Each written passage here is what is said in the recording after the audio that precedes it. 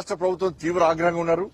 అందుకే కాంగ్రెస్ పార్టీ మంత్రులు ఎమ్మెల్యేలు గ్రామాల్లో తిరగలేని పరిస్థితి, రైతులు నిలదీసే పరిస్థితి వచ్చింది.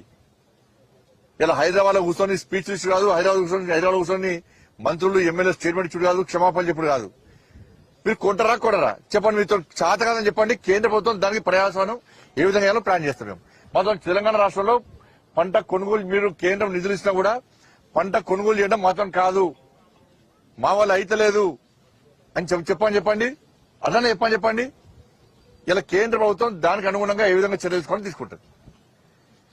సుధీర్తాల పైసలు మేమే ఇవ్వబడుతుంది, గోడ సంచి పైసలు మేమే ఇవ్వబడుతుంది, ట్రాన్స్పోర్టేషన్ ఇవ్వబడుతుంది, లేబర్ పైసలు ఇవ్వబడుతుంది, ట్రాక్టర్ల పైసలు ఇవ్వబడుతుంది, అక్కడ పనిచేసే ఎంప్లాయీస్ పైసలు ఇవ్వబడుతుంది, గోడౌన్ల స్టోరేజ్ చేసిన ఛార్జీలు ఇవ్వబడుతుంది, మధ్యవర్తి వహించినందుకు కమిషన్ కూడా ఇవ్వబడుతుంది. మరి మీకేం నచ్చింది? మీకు ఇబ్బంది ఏంది?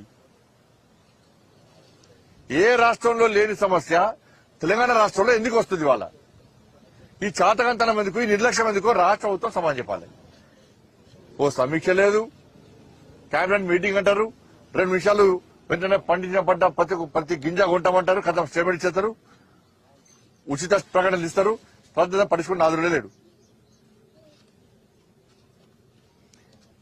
కాబట్టి తడిసిన ధాన్యాన్ని కూడా ఇది మీ నిర్లక్ష్యం వల్ల ఇవాళ ధాన్యం తడిచింది వర్షం వల్ల. ఇది మీ నిర్లక్ష్యమే. నెల రోజుల క్రితము మీరు పంటలు సక్రమంగా ప్లాన్ ప్రకారం కొంటే ఇవాళ రైతులకు ఈ పరిస్థితి ఉత్పన్నమేది కాదు, ఈ పరిస్థితి ఆపరించేది కాదు. ఏడుస్తున్నారు రైతులు, ఏడుస్తున్నారు. నెక్స్ట్ వ్యవసాయం చేసుడా వద్ద ఆలోచించే పరిస్థితి వచ్చింది ఇవాళ.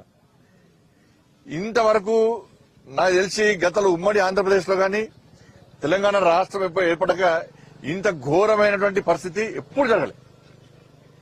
ఏ ప్రభుత్వం కూడా ఇంత నిర్లక్ష్యం వహించలే.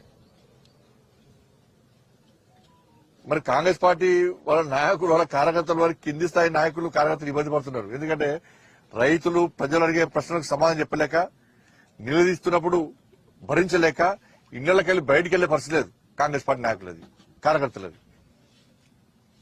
ఏమనంటే మేము విమర్శిస్తే దానికి కౌంటర్ ఇస్తారు. మళ్ళా